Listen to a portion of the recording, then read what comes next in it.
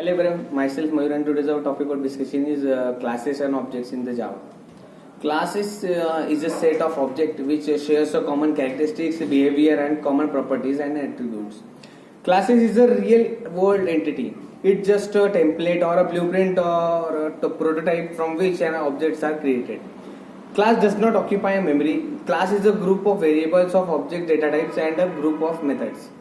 Class is a Java can contain data number, method constructor, nested class, and interfaces is a user defined blueprint or prototype from which objects are created.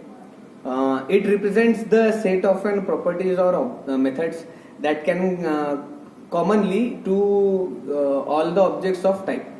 In general, class declarations can include the components in the order.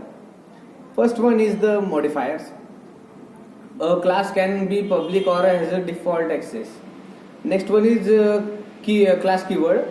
Class keyword is used to create a class. Next one is a class name.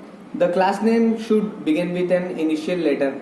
Object, it is a basic unit of object-oriented programming and represents real-life entities.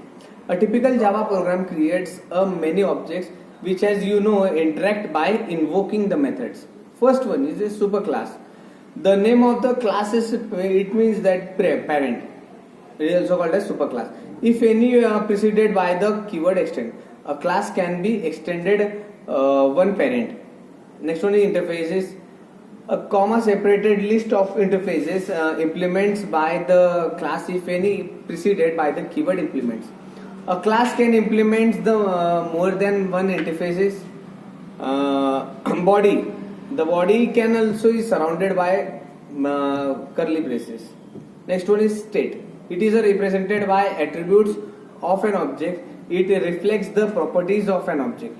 Next one is behavior. It is represented by methods of an object. It also reflects the response of an object with other objects. Next one is identity. It gives a unique name to an object and enables one object to interact with other objects. And there is a predefined class in Java .lang package with name class. The name method returns the class object associated with the class with the giving string name. We have to give a fully qualified name for a class.